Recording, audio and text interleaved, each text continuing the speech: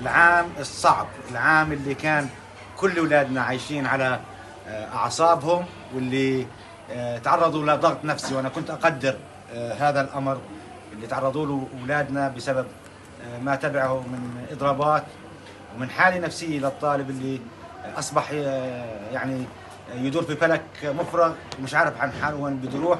لكن ومع ذلك كنا دائما احنا في التربية والتعليم إن نطمنكم ونطمن أهاليكم، وقلنا لكم ولا يمكن إنه في يوم من الأيام التربية والتعليم تخذل أبنائها الطلاب. أنت كنت من المحظوظين كمان، أول طالب لما صرت اتصل على الطلاب اللي متوقع انهم في التسعين كنت انت رقم واحد، وهيك اليوم بتحققي رقم واحد على مديرية يطا.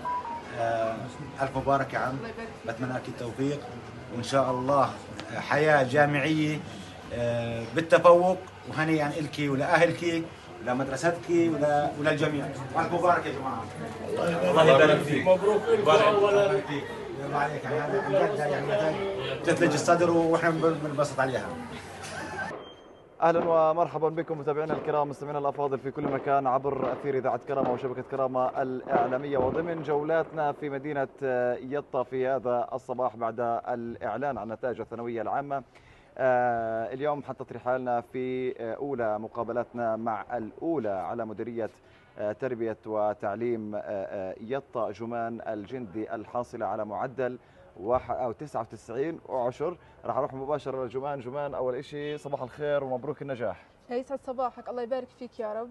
أنا الطالبة جمان عبد الوهاب الجندي، نعم. الحاصلة على معدل 99 واحد، الأولى على مدينة يطا والأولى على الفرع العلمي، الحمد لله رب العالمين. ما شاء الله، يعني معدل برفع الراس، ما شاء الله عليكي. فرحتي البلد وفرحتي أهلك وفرحتي كل الناس. كيف كان شعورك أول ما، أو كنت متوقعة ولا ما كنتش متوقعة؟ للأمانة أول ما أجى أنا كنت متوقعة يعني أعلى شوي، يعني كنت متوقعة أقول على وطن، يعني على فلسطين، الحمد لله رب العالمين. لكن الحمد لله الذي هدانا لهذا وما كنا له لنهتدي. الحمد لله كان شعور حلو، وبالنهاية يعني فيش زي فرحة النجاح، الحمد لله رب العالمين. قديش كنت متوقعة تجيبي؟ يعني كنت متوقعة 99 و6 99 7. حلو، بس يعني الحمد لله رب العالمين. كان أنت هلا من المفروض الأولى على الوطن، الأوائل. صحيح الحمد لله، لك الحمد لله رب العالمين. شو مفكر تدرسي ولا لسه مخربطة الأمور؟ والله يعني ما رستش على بار، بس يعني ممكن في مجال الطب إن شاء الله. لمين بتيجي هالنجاح؟ لنفسي ولربي وأمي أولا، ولأبي الحمد لله رب العالمين، ولكل من أحب والحمد لله رب العالمين. بدي أسألك سؤال، ولمعلماتي طبعا أكيد. وهيئة التدريسية كامل. بدي أسألك سؤال، كيف كانت هذا العام السنة؟ هو كان عام للأمانة مليان توتر، يعني أول شيء بلش بالإضرابات، بعدين أحداث جنين، يعني عن جد كان عام مش سهل أبدا. وكان كل فتره كانت اصعب من اللي بيروح كان اسهل من اللي بده يجي، يعني الجاي دائما كان اصعب بالنسبه لي، لكن الحمد لله عدى بفضل ربنا. مبروك، الله يبارك فيك يا رب. ان شاء الله بالتوفيق، واكيد بنبارك لك وبنبارك لاسرتك ولعائلتك وبنبارك لكل يطا. راح نتابع احنا وياكم متابعين الكرام جولاتنا على اوائل مديريه التربيه والتعليم. دمتم بخير. السلام عليكم. يا الله، السلام عليكم.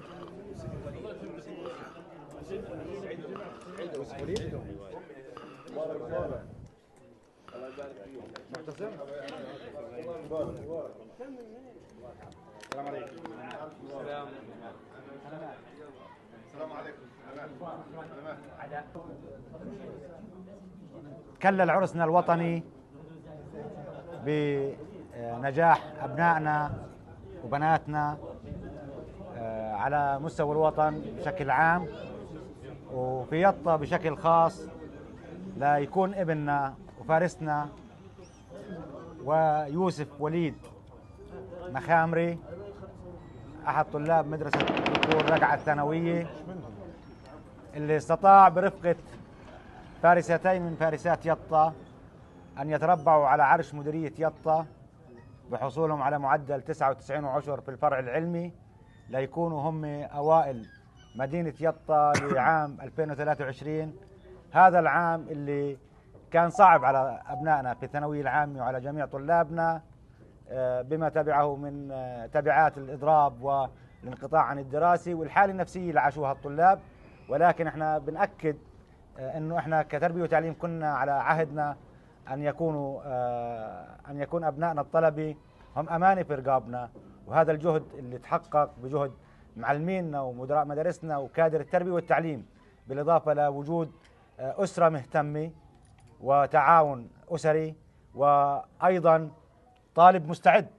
فما شاء الله عليك يا وليد، ببارك لك باسم التربية والتعليم في يطا هذا التفوق وهذا النجاح.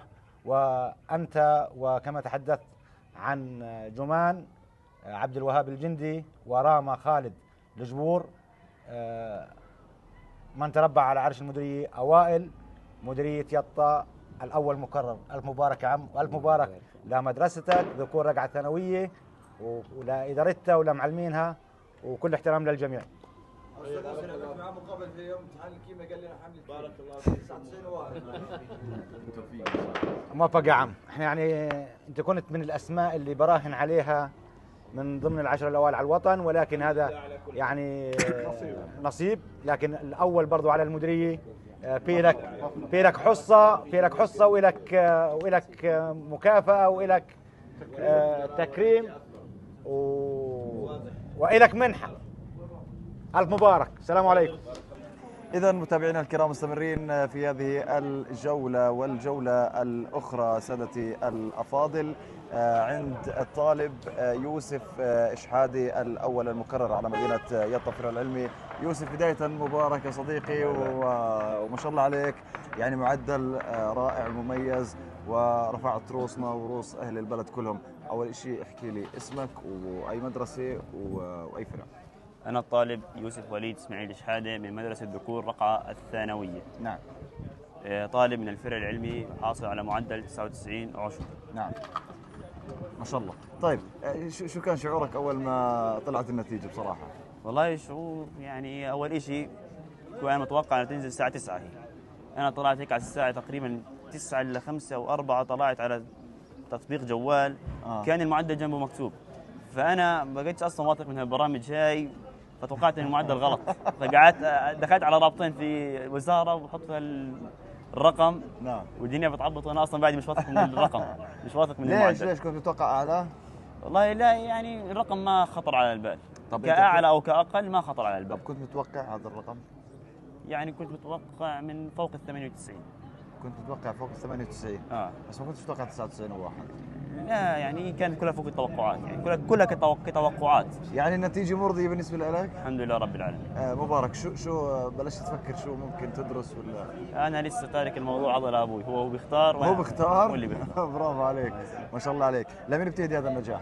انا صراحة بهدي هذا النجاح كل واحد دعم، كل واحد صراحة. في كثير ناس كانت تحكي لي حتى بدايه التوجيه، يعني لسه باخذ في هالدورات كانوا يدعوا لي بالنجاح. طبعا يا جماعه هذا من الناس اللي انا قابلته ايام الامتحانات قال لي ما فيش حدا راح ينجح. 91 وواحد صح ولا لا؟ وقتها 99 وواحد عفوا. اتوقع وقتها كان امتحان الكيمياء. قلت لي انا وقتها مش مظبط فيه، بقيت نايم نص ساعه وجاي مضغوط. طلع هيك فوق ضغط زاد ضغطين في الامتحان، وانا اصلا جبت في الكيمياء 94 عوضتها بالاحياء يعني. انا اصلا ما بقيتش حاط في يعني الكيمياء. انا صحيح كنت شغال فيها لان انا اشتغلت عليها، بس ما يعني ما كانت هي العلامه المحسوبه. نعم. سؤال اخير، كيف كان هذا العام؟ كيف كانت هذه السنه؟ كيف شفتها؟ كيف تقييمك؟ تقييمي كالسنه يعني صحيح ما لقيت اضرابات وما لقيت قصص، بس انا عوضت حالي وكنت ماشي، يعني ما الاضرابات ما اثروا كثير. الحمد لله رب العالمين. مبارك صديقي، من الاعلى ان شاء الله، وان شاء الله بنشوفك دائما باعلى المراتب. شكرا للجميع، مستمرين معكم بهذه الجوله. يا رب الله. السلام عليكم ابو نزار. سلامات سلامات. مبارك مبارك مبارك ابو دكتور. سلامات. السلام عليكم. سلامات. يا السلام عليكم. احمد ياسر جاب 73.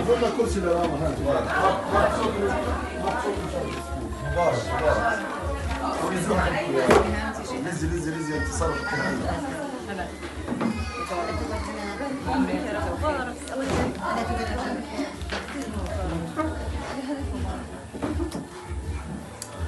مبارك يا عم مبارك. الله يبارك فيك. تعالي هنا نقعد. هذا المدير. ايوه.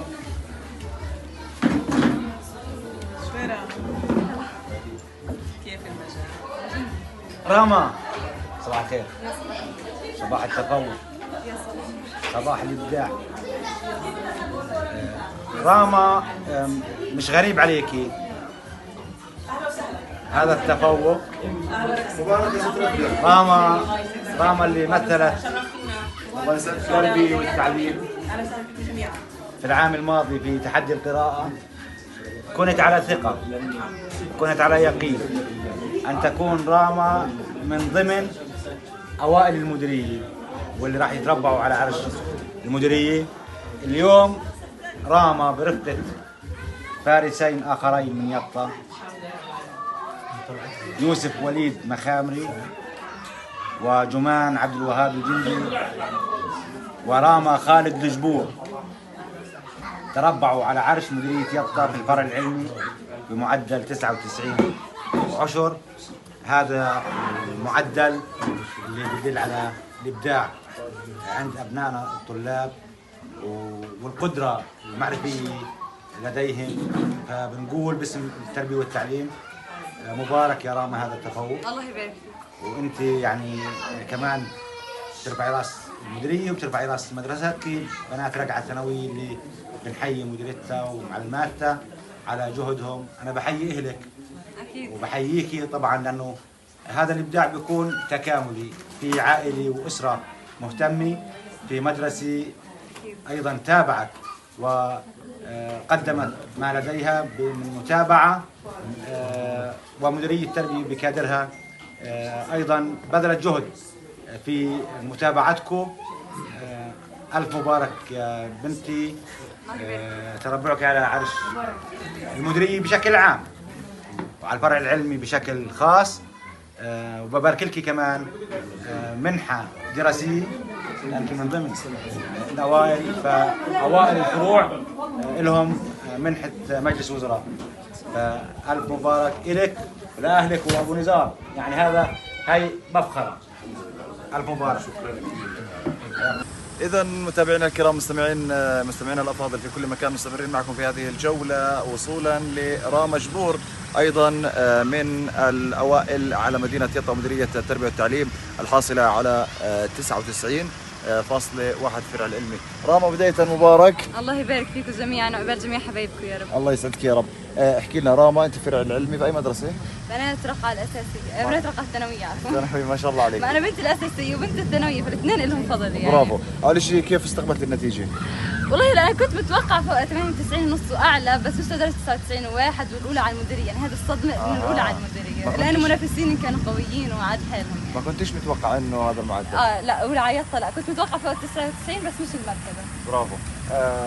خلينا أسألك كمان شغلة بالنسبة لهذا العام، كيف كانت هي السنة امتحانات؟ كامتحانات والله كانت على مستوى، كانت جاي كلها للي زيي، للي جايين في ال90. انه اوكي سهل انك تنجح فيهم، بس انك تسكر العلامه كان تحدي كثير كثير كبير. يعني غير عن الاضرابات، غير عن التشتت، كانت صعبه. سنه حرام نحكي عنها انها سهله كانت. لمين بتهدي هذا النجاح؟ اكيد اولا واخرا لاهلي، يعني ماما وبابا واخوتي ايمن وبشار والبقيه. طبعا لمدرستي الحبيبه بنات رقعه الثانويه، للامانه ما قصروا سواء معنويا دراسيا، كل شيء، كل لحظه، كل ما اروح امتحان يسالوا عني، دائما في المدرسه يدعموني. حتى التربيه كانت تدعمني، مشكورين جميعا.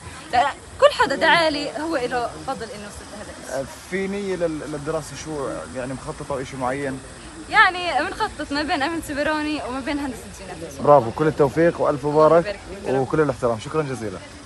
زياره لاوائل الفروع، ونسيم عيسى سمرات كان من الاوائل على فرع الصناعي في مدينه يطا، فانت الاول على الفرع الصناعي.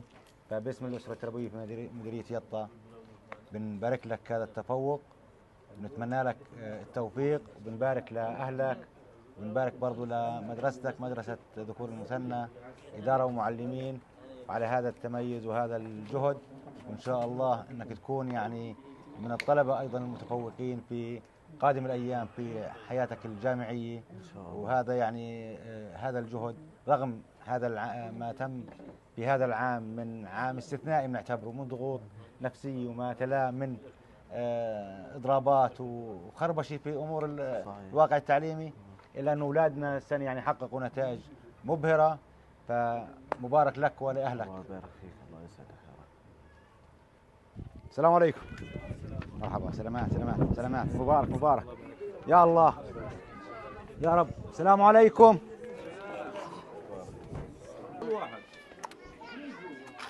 مبارك يا عم. السلام عليكم. السلام عليكم. سلامات سلامات سلامات. مبارك. الله يبارك فيك. تفضل. يا رب.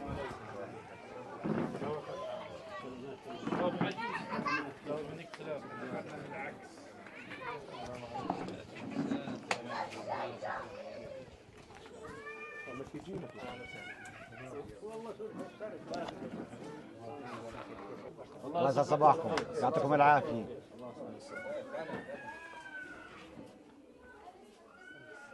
يعني حبيبنا سيف، شكرا لك على جهودك، على رسمة البسمة على وجوه أهلك عائلتك رغم ظروف اعتقال الوالد. زيارتنا في مديرية التربية والتعليم لإلك بخصوصية. احنا بنزور عادة أوائل الفروع، ولكن زيارة سيف هي وفاء منا لأسرانا البواسل على ما قدموه، وإنه إحنا على جنب أولادهم ومع أولادهم ونفرح فيهم، ونقول إن شاء الله عقبال الفرحة بالإفراج عن والدك وعن جميع أسرانا. فألف مبارك يا عم نجاحك، وإن شاء الله عقبال الإفراج عن والدك.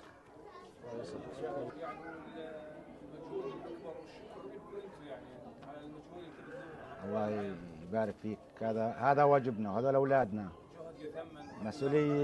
مسؤولية متكاملة. زرنا أبنائنا وبناتنا اللي حصلوا على الأوائل في الأدبي والعلمي، وهينا اليوم أو هاي اللحظة جايين على بنت نديمة اللي حصلت على المرتبة الأولى على الفرع الريادي. لنقول لك يا عم باسم التربية والتعليم ألف مبارك هذا التفوق، ونتمنى لك حياة جامعية إن شاء الله ناجحة. يعني رغم الظروف السنة الاستثنائية اللي حصلت في المدارس، إلا أنه طلابنا وبجلدهم وبصبرهم وتعاون أهلهم وجهد معلمينهم حققنا النجاح بحمد الله. هاي نتائج احنا في التربية والتعليم نفتخر فيها ونعتز فيها. بننبسط لما نشوف أولادنا وبناتنا في متصدرين الفروع بهاي النتائج. فألف مبارك ونتمنى لك التوفيق إن شاء الله.